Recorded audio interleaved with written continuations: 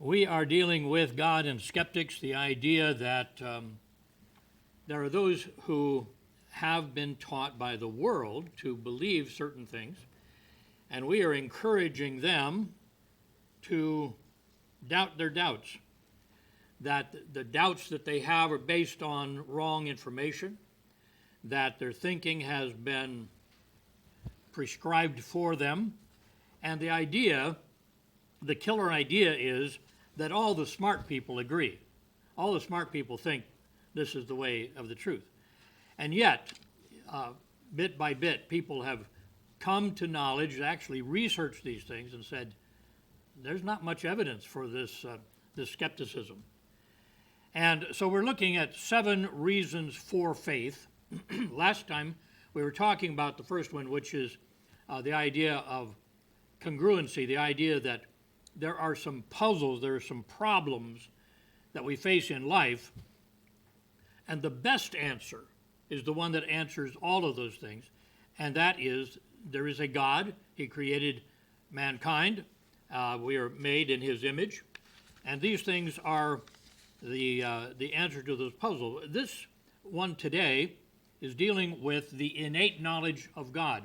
This is also an answer to a puzzle, by a very particular one, and that is, why is the world given to some form of morality?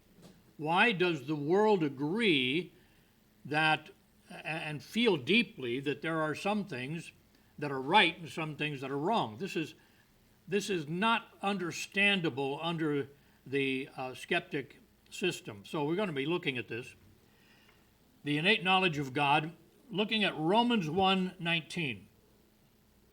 Because that which may be known of God is manifest in them, in the people. For God hath showed it unto them. That's what I mean by innate knowledge of God. All around the world there are people that say, I'm an atheist, I don't believe there's a God, and they are lying to themselves. Because we know that in every human being, God has placed the sense of knowledge of himself. And so this is, as kids, I can't hear you, they're just refusing to hear, and that's what's going on. They are saying, not that I have logically come to the conclusion there can be no God. That's a ridiculous concept. Well, how would you prove that? Where would you go to look for God? And you look behind a tree and he's not there, so you say there's no God. Well, maybe he's behind another tree. Maybe he's under a rock. Maybe he's hiding on top of a house. How would you check every place? How would you check every place in the universe? And how would you check every place at the same time? You'd have to be God.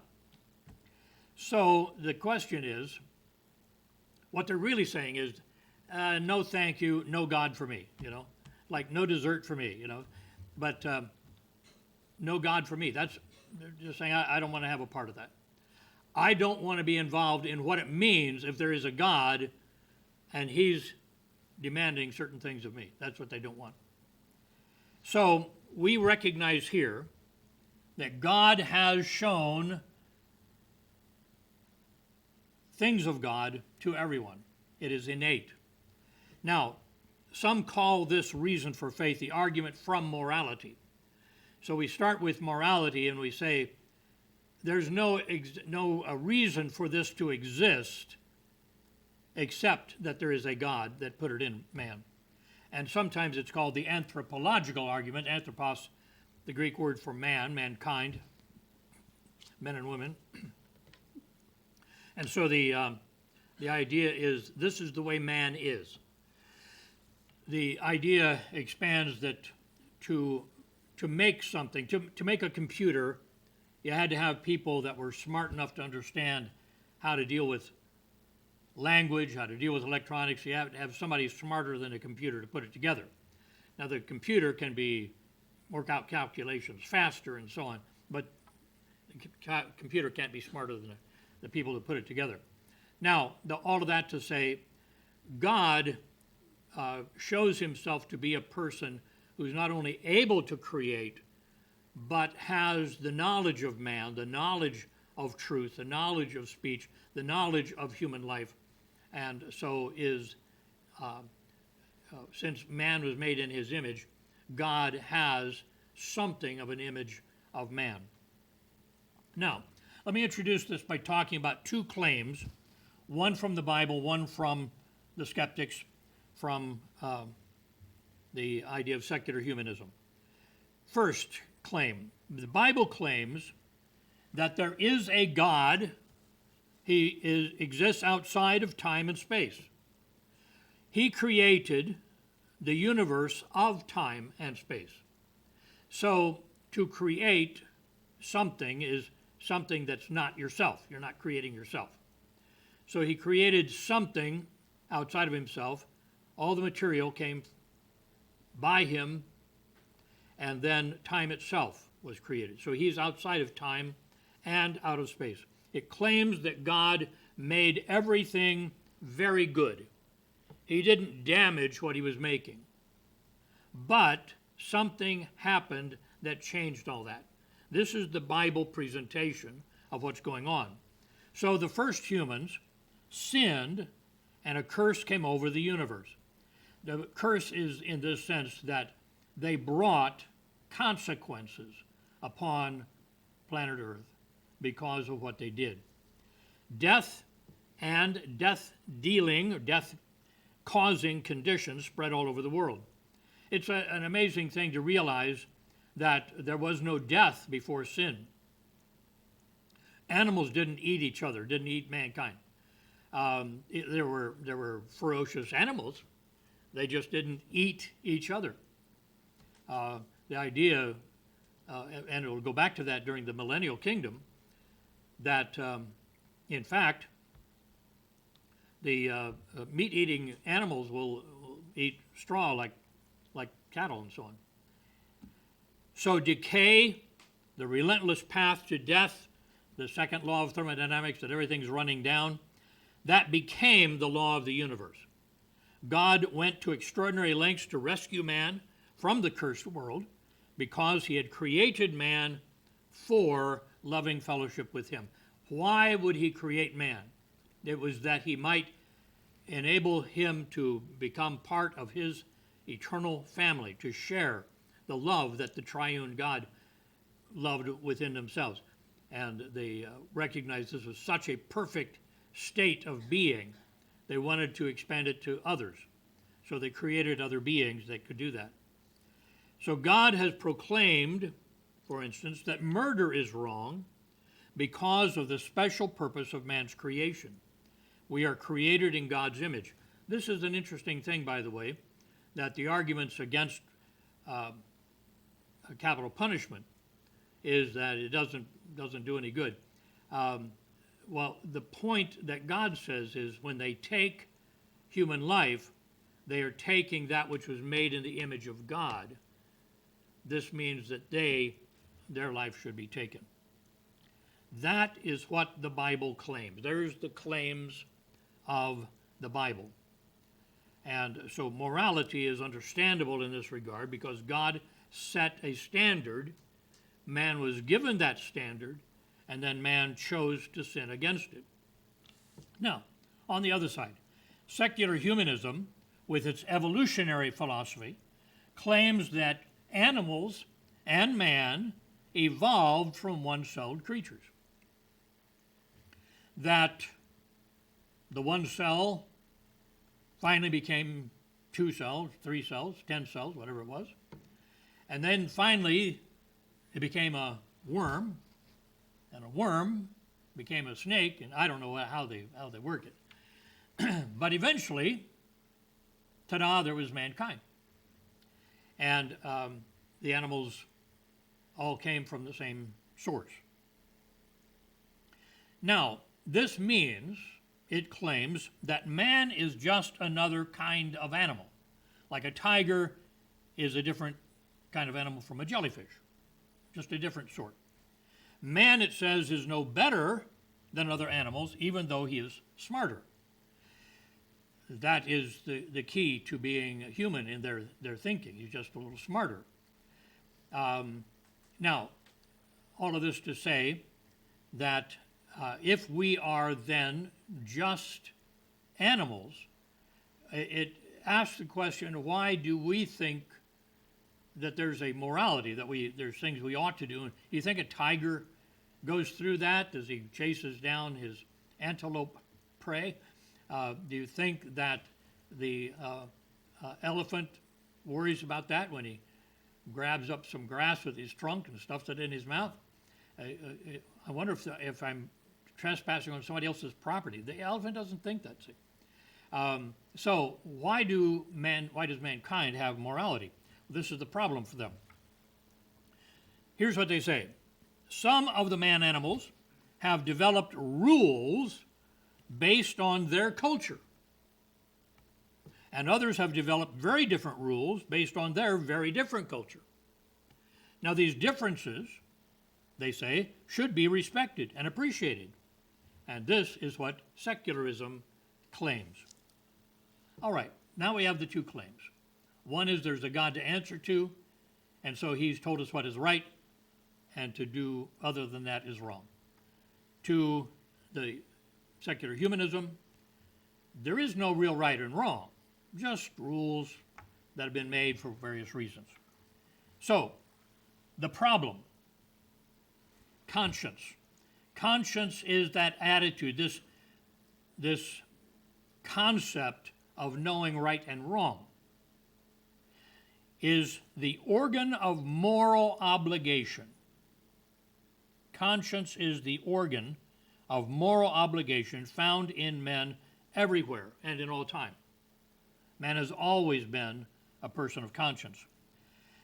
I was amazed, and this entire series is based on the work by Timothy Keller, recently deceased, finally succumbed to his pancreatic cancer, I think it was. But he took 20 years of ministry to build a church in the middle of liberal New York City. Everybody said you can't do that. They don't believe that stuff. And he found that during that time, young adults that he met had a strong sense of right and wrong.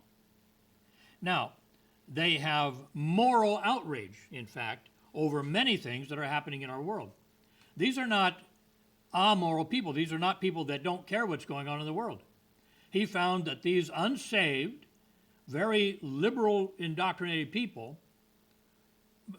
held very strongly to certain things that were right, certain things that were wrong. Now, these people were not church members. They were unsaved, secular people of the city. Now, this condition of conscience is not the claim of the Bible. It's not the claim of secularism. It is just the manifest way of life on earth. Wherever you go, to whomever you speak, you may find people that say, I don't have any morality, but even then you will find that there are things that they will not do that they think is wrong for others to do. So the question I'm asking, and that I want you to ask in your own thinking, is how can we account for this sense of moral obligation? Where did that come from? And we're going to be answering this by giving you 4 of the secular explanations. Now, before we do that, let's just ask, by what definition are we thinking of moral obligation? Let's go to sociologist Christian Smith. Here's in his Moral Believing Animals, Human Personhood and Culture, in his book, page 8, he says, moral is an orientation, a way of orienting yourself, toward understandings about what is right and wrong, just and unjust, that are not established by our own actual desires, not what we want, or preferences, but instead are believed to exist apart from them, apart from self. That this is a law of right and wrong that goes beyond what we like and what we don't like, providing standards by which our desires and preferences can themselves be judged. What I like, what I don't like, can be judged by a moral standard, by a moral obligation. All right, this is what we're talking about. when people say, you shouldn't do that, it's wrong. They have made a moral statement. They say, this is what you should do because that's just right. They're making a moral statement. Whatever they're talking about. Recycling, anything. This is a moral statement. Now, if you, talking to people personally, when you ask anyone if he believes that some things are very wrong, if he's open to you, he will name one or more terrible things. He's heard of people doing this. Trafficking of children for sex.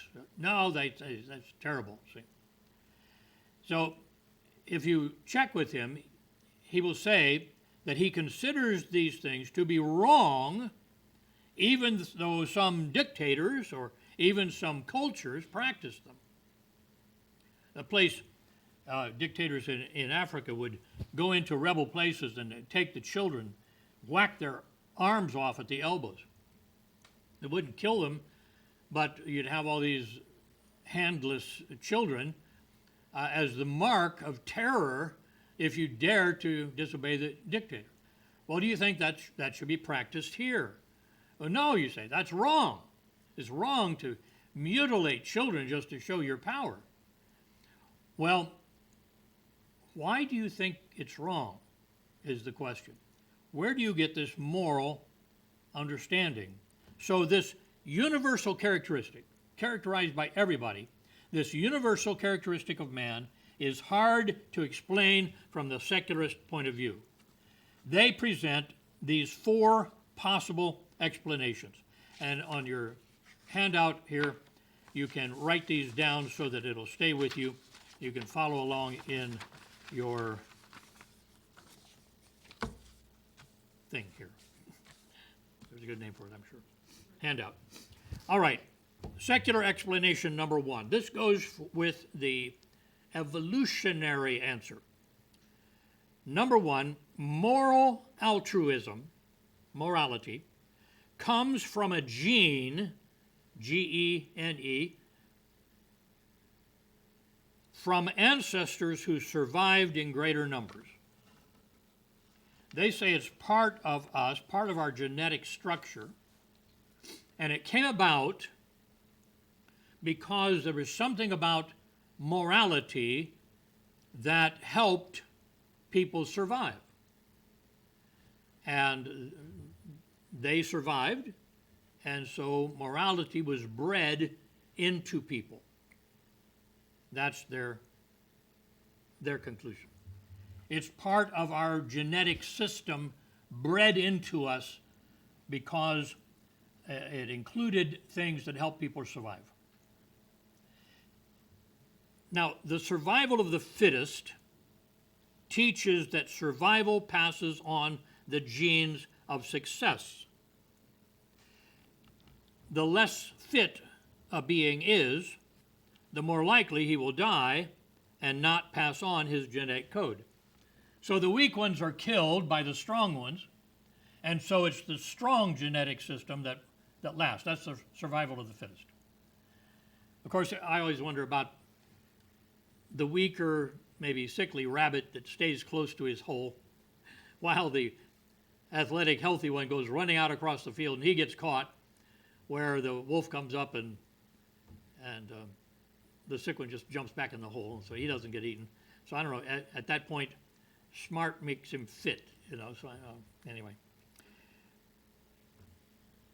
Now, this leads us to ask this question of these who are making this explanation number one. How could morality, altruistic behavior, contribute to survival? How would that make them better surviving people? That they were moral. They made moral decisions. If we think about it, a sense of moral obligation must limit a creature's actions to those that he perceives as good. But if the creature has no moral limitations, he's free to do anything to survive. He can kill his own family if he needs to eat them. So which is surviving here? The moral one with limitations, or the amoral one with no limitations? Now, the secularist argues that the moral altruism gene assisted a tribe to survive by the willing sacrifice of individuals. You had some moral people that said, I will sacrifice myself so the tribe can survive. Well, that makes sense. That's a logical concept. But it does not explain the problem, because who died? Who sacrificed themselves? The guy with the morality, you see? And he did it for the people that weren't ready to die, that didn't have that moral gene. So the scientific consensus is that natural selection does not work on whole populations. It only works on individuals. You don't have tribal genes, you know. So when the moral gene person sacrificed himself for the tribe, his gene died. It was not available for the gene pool. So you could have moral people in there making sacrifices, but they were the ones who died. So their gene got wiped out. So this isn't answering the question very well. It's not well thought out. Only those who did not sacrifice themselves lived to pass on their genes. So that would weed out the moral gene concept. Others say, well, they just had it wrong. They argue that the moral gene brought indirect survival benefits to the ones that he helped. Well, okay, but that does not explain present-day motivation to help when no one knows about it. The person who does right, but he does it secretly. He does what he does because he just feels that's right, and it doesn't bring him any fame, it doesn't bring him any wealth, it doesn't bring him accolades.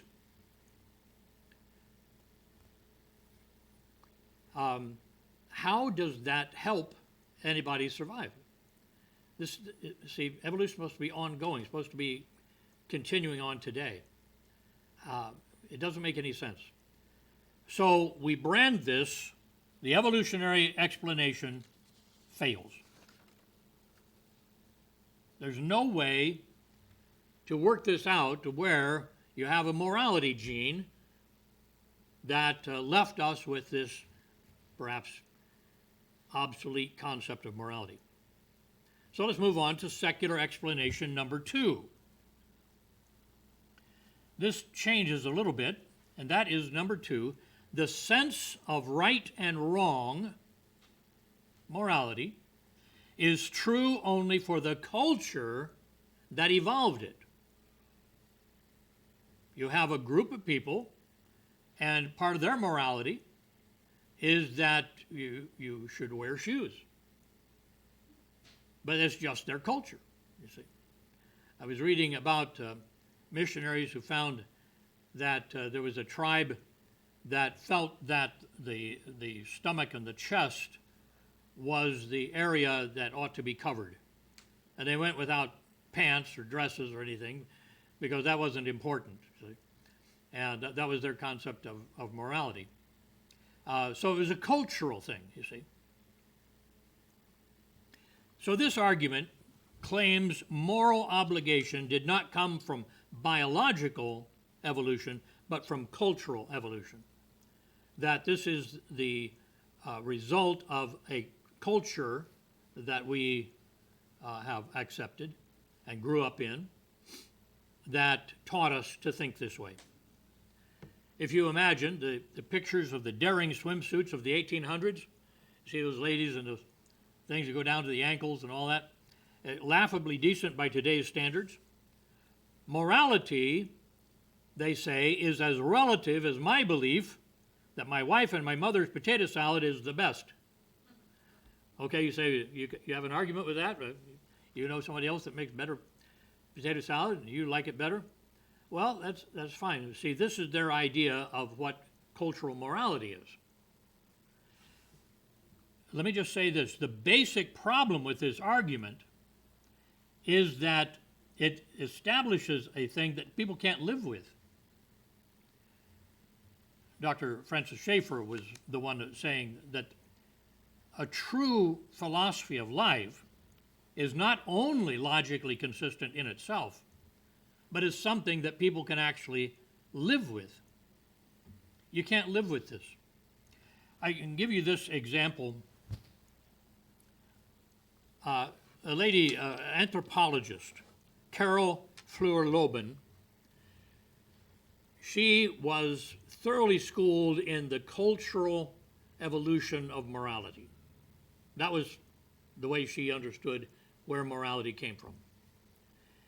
But she decided that her concept of cultural relativity was not as important as protecting human rights, and especially in her case, women's rights. So her problem was this, that even though she believed that the moral concept of equality for women, she could point to it, that came from Northern Europe in the 18th century, 1700s.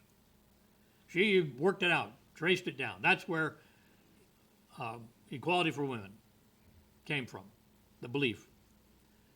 But she said, I don't care where it came from. I want to teach this to other cultures. I want to teach women's rights to other cultures that did not learn it from Northern Europe in the 1700s. In other words, what I think is right should be right for all cultures, was her concept. And you see what she means. If it's right, right? And she said, it doesn't matter where you came from. If you're doing this, it's just wrong. And that's the way we think. That's the real morality that is dominant in our thinking. You can't live with this idea, oh, well, they abuse women, but that's just their culture. God bless them. You just can't do that, you see. So in spite of her philosophy, she just knew her beliefs were better than the others. The idea of human rights teaches us that every human has inherent dignity and that others must order their lives according to that fact. The old saying about, I'm free to swing my arms around wherever I want, but my freedom ends where your nose begins. You see? That's the concept. And that's pretty universal, see? Why'd you hit me? I have a right to swing my arms wherever I want. No, you don't. Those who claim this to be true, cultural evolution, offer neither proof nor reason to accept it. And here's the thing. I think one of the things that the world has come to agree on is that the Nazis were bad. The Nazis did bad things, at least. They maybe thought they were doing the world a favor. But cultural relativism cannot condemn the racial genocide of the Nazis. This idea eliminates any morality that crosses cultural boundaries. Hey, they just walked to the beat of a different drummer, see? They just had their way of doing things. Killing Jews was part of it. Killing blacks was part of it. Killing Christians, especially Baptist pastors, killing those people. That's just part of their system, you know. Every man to himself. People are not willing to say that. That's going too far. But that's what they have to say if this was their solution to morality. So this argument fails because no action can be condemned outside of its own culture. And yet mankind knows certain things are just wrong. It's just wrong, no matter what their culture taught them. And make no mistake, the German culture was on board with this. Not that every single person liked it, but the German culture was on board. They had rejoiced in Nietzsche's philosophy that there is no morality. Hitler bred this into his troops, that they will know no limitations by sense of right and wrong, and that being the supreme beings, the supermen, the Übermensch, this was what their life was all about, designing the supremacy of the German land people, and going back to the pre-Christian mythological foundations of Germany. This is part of their thinking. So we say this fails.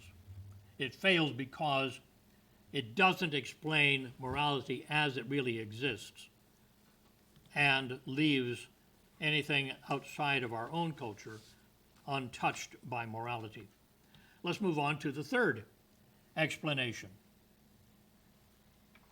The concept of human rights, they say, are bestowed by the vote of the majority.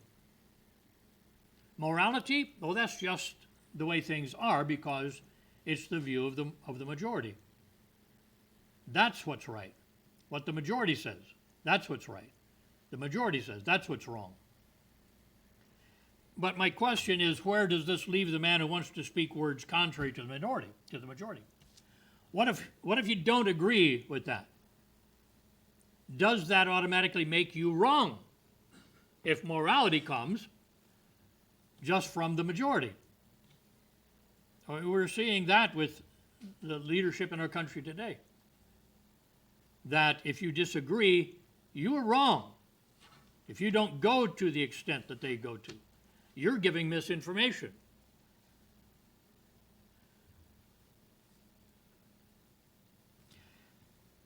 Must we accept the majority's decision to exterminate the minority?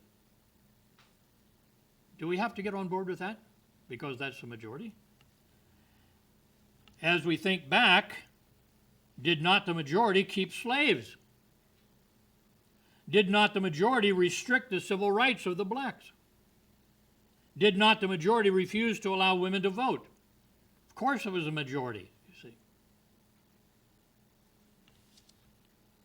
This explanation takes us right back to agreeing with Nazi Germany.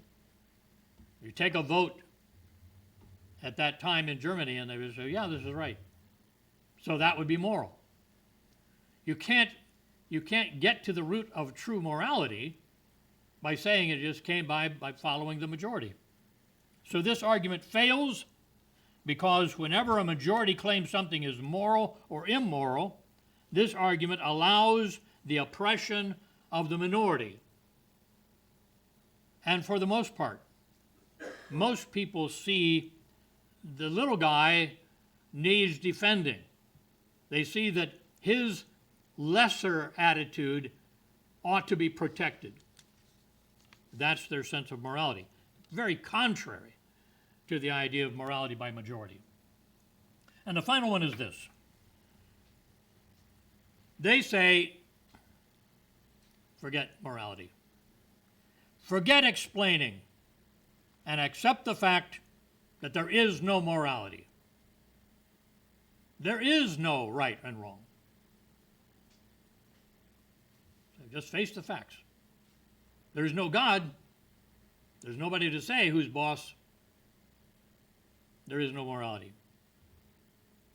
This philosophy demands that we accept and live by the standard of nature. So on the playground, somebody tells the bully to stop torturing the younger boy, and he asks belligerently, says who? You gonna make me? And the question is, who has the right to make him stop? If he's decided to do this, and he's the bigger, stronger person, he can do it, why should he stop? We'll call a teacher to make him stop. All right, what we've said is the teacher's bigger, stronger, and if not, we'll get some other teachers that altogether are bigger and stronger, and that makes him stop, so we have agreed that might makes right. That the more powerful one tells other people what's right. And you better believe it, or I'll punch you in the nose. Or some other vulnerable place. We're back to Friedrich Wilhelm Nietzsche, who proclaimed that man had outgrown the need for the concept of God. He said, God is dead. And that's not all he said. He said, and if God is dead, all morality based on love is groundless. Love is an emotion. Love is basically desire. You take what you want, that's your love. Nietzsche and Jean-Paul Sartre's Ahmed Sartre argued that there is now no good reason to be kind, no good reason to be loving, no good reason to work for peace. Just fight it out until the strongest survive. When writer Annie Dillard lived for a year by a creek in the mountains of Virginia, she had some preconceived concept. She expected to get close to nature and to be inspired.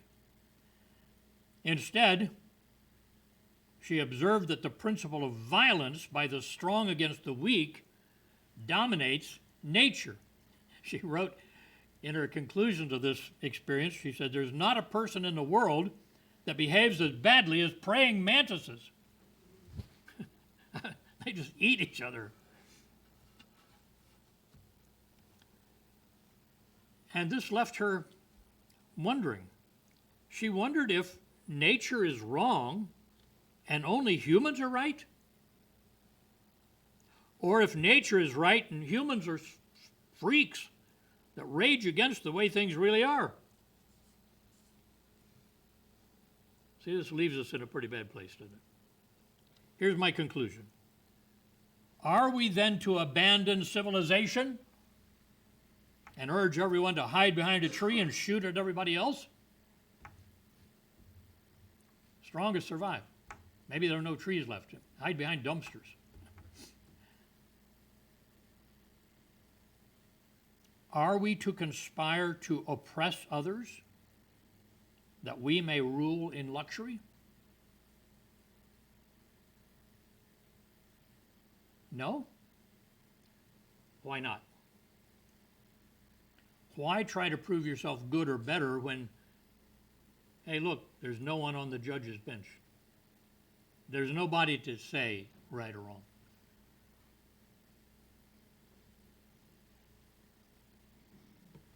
From the secularist viewpoint, there is no logical reason. You say, well, they believe in morality. Yes, but why? Ask them why. I was talking to a fellow about this, and he said, well, surely there was some sort of morality before Christianity.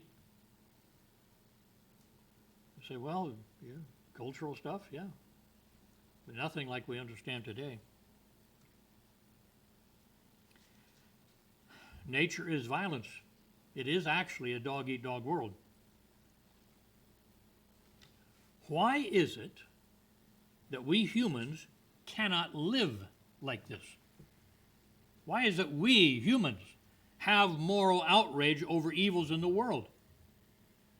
There's only one reason. It's because the secular philosophy is wrong. God does exist. Change the premise. The Bible explains it to man. God hath showed it unto them. God said, be ye holy, for I am holy, 1 Peter 1:16. You know this to be true in your heart. How? God put it there. Let's pray. Father, you've given us an opportunity to ask the question, if all of this is true, and if we do discount the being of a God and the writing of the truth in the Bible, why are we concerned about people being right or wrong? Why do we hold that some actions are right and others wrong? we have cut the foundation out from underneath us, and our sense of morality is just the way we want things. And we can have no reason to tell people why they should obey us rather than themselves. If every man is the rule unto himself, then we have no morality to share with one another. I ask, Father, you might help us to be concerned with this, because this is not just a philosophy lesson. This is the way people exist today. There are those who are on board with the evolutionary idea that if I can kill you, then I will be ahead. If I can steal from you, I will be the richer. I ask, Father, that you might help us then to recognize that putting you back on the throne in our lives is the reason why we say certain things are right and certain things are wrong. That man and man's life is precious because you created him in your own image. With heads bowed, eyes closed, I wonder if you're saying, Pastor, I have not considered that our very sense of morality has come from God and is communicated into our very hearts by him as he made us this way. God helping me, I'm going to understand this to explain to others and to ask others, where do they get their morality? Where do they get their right to say something is right or wrong if they have rejected the God who put it in their heart? If that's your prayer, to grow in this area, I wonder if you just slip your hands up, say, pray for me. Pray for me to take a stand for God by recognizing that morality is senseless unless it comes from God. Father, we ask that you might strengthen us to take a firm stand on what is right and what is wrong, because you are God and we are not. Pray thy blessing upon us in Jesus' name. Amen.